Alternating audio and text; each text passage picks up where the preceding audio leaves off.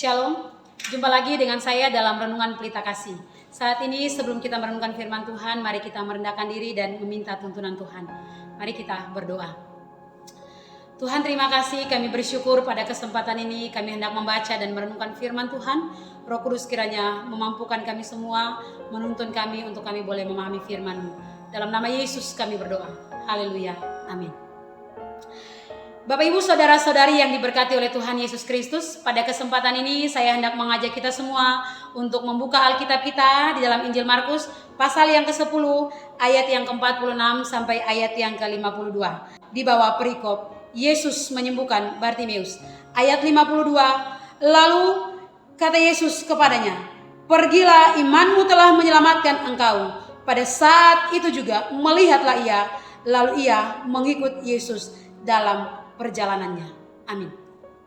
Pada kesempatan ini dalam pembacaan firman Tuhan ini saya merindu memberikan satu tema kecil untuk kita renungkan bersama-sama, dan tema yang saya angkat pada saat ini adalah iman yang menyelamatkan. Bapak Ibu saudara-saudari yang diberkati oleh Tuhan kita Yesus Kristus, peristiwa dalam Injil Markus pasal 10 ayat yang ke-46 sampai ayat yang ke-52 ini bukanlah sekedar sebuah mujizat kesembuhan fisik belaka, melainkan sebuah narasi teologis yang menggambarkan tentang anugerah kedaulatan Allah atas hidup manusia. Peristiwa ini terjadi di Yeriko.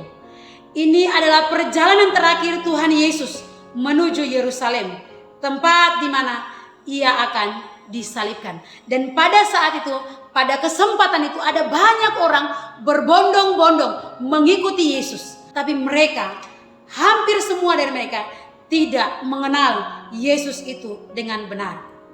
Allah yang berdaulat itu membuka hati Bartimeus untuk mengenal dan tahu bahwa Yesus yang lewat di hadapannya adalah Sang Mesias atau Sang Juru Selamat yang akan mendatangkan kesembuhan, yang akan menyelamatkan hidupnya Bartimeus dan menyembuhkan dia dari kebutaannya. Hari ini kita akan belajar 4 hal dari seorang Bartimeus terkait iman yang menyelamatkan. Iman yang menyelamatkan yang pertama. Iman yang menyelamatkan adalah iman yang timbul dari kesadaran penuh akan ketidakberdayaan dan keberdosaan kita sebagai manusia. Ayat 46 mencatat tentang Bartimeus yang buta, yang duduk di pinggir jalan, yang meminta-minta tiap-tiap hari. Bartimeus sebagai dalam teks ini, Bartimeus sebagai pengemis buta adalah gambaran akurat dari manusia berdosa yang miskin, yang tidak berdaya, dan sangat bergantung kepada belas kasihan Allah. Jadi iman yang menyelamatkan Bapak Ibu adalah ketika kita menyadari bahwa kita adalah manusia berdosa dan kita tidak mampu untuk melepaskan diri kita dari keberdosaan kita, dan mengakui bahwa kita hanya membutuhkan Yesus. Hanya Yesus yang sanggup melepaskan kita, membebaskan kita, memberikan keselamatan kepada kita. Itu yang pertama.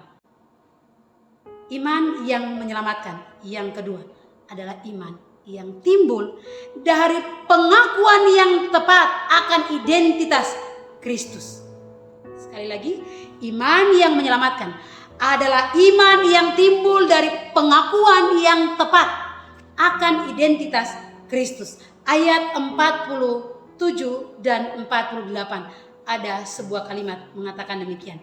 Bartimeus berseru, "Yesus anak Daud, kasihanilah aku." Yesus anak Daud, kasihanilah aku. Pengakuan tentang anak Daud bukanlah sekedar panggilan kesembuhan biasa, melainkan sebuah pengakuan kristologis yang begitu mendalam.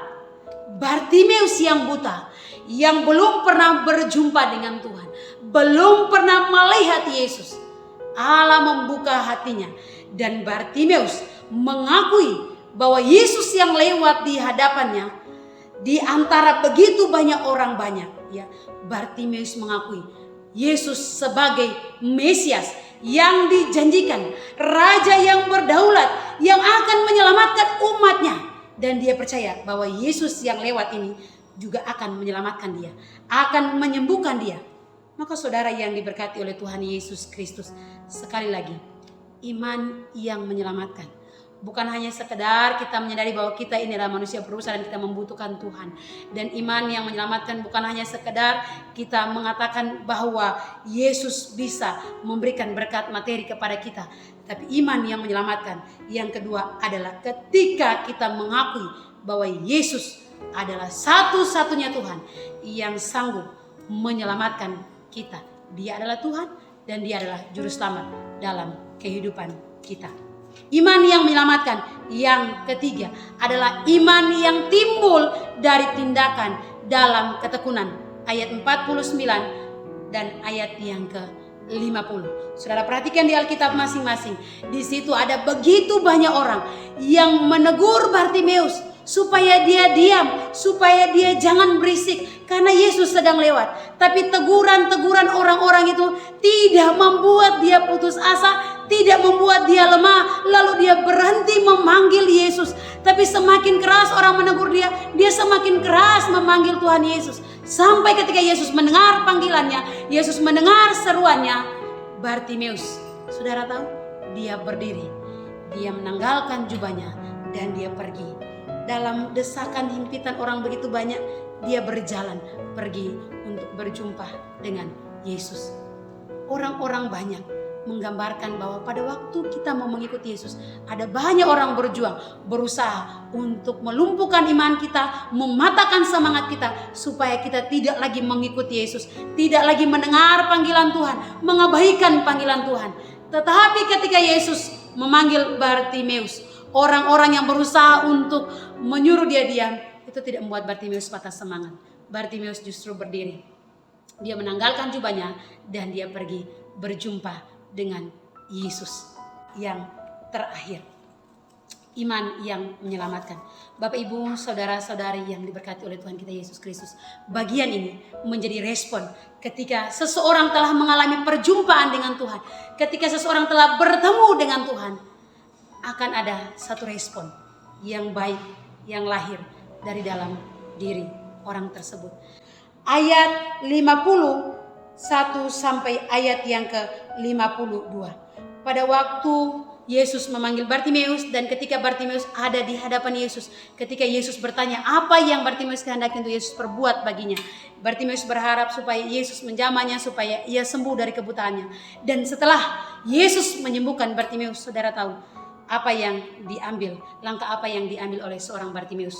Penyerahan secara utuh, penyerahan seluruh hidupnya untuk mengikut Yesus. Maka ketika seseorang itu telah benar-benar berjumpa dengan Yesus, mengalami perjumpaan dengan Yesus, maka ada sebuah respon yang baik, ada sebuah komitmen keputusan yang diambil, yaitu menyerahkan hidupnya secara utuh, seluruhnya kepada Tuhan untuk mengikuti Yesus. Ayat 52, ketika Yesus berkata, pergilah, imanmu telah menyelamatkan engkau. Langkah apa yang diambil oleh Bartimeus? Bartimeus tidak pulang kampung, Bartimeus tidak pergi jalan-jalan, tetapi ketika dia disembuhkan oleh Yesus, dia mengambil keputusan untuk menyerahkan hidupnya dengan mengikuti Yesus di dalam perjalanannya. Bagaimana dengan kita? Apakah kita saat ini juga bersedia untuk menyerahkan hidup kita untuk mengikuti Yesus?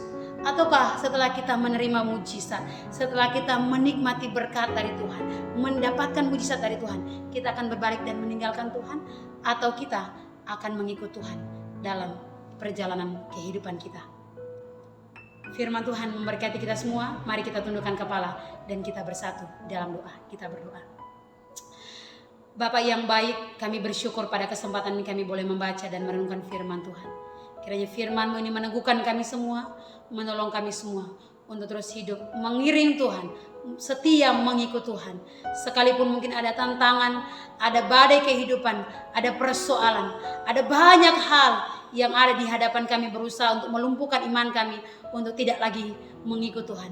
Tapi biarlah Roh Kudus menguatkan kami, firman-Mu meneguhkan kami semua untuk tetap melangkah mengikuti Tuhan dalam kehidupan yang Kau anugerahkan ini. Sampai yang Kau datang untuk kedua kalinya, biarlah kami tetap setia mengiring Tuhan sebagaimana Tuhan setia terhadap kehidupan kami. Terima kasih Bapa, dalam nama Tuhan Yesus Kristus kami berdoa dan mengucap syukur. Haleluya. Amin. Terima kasih. Tuhan Yesus memberkati kita sekalian. Shalom.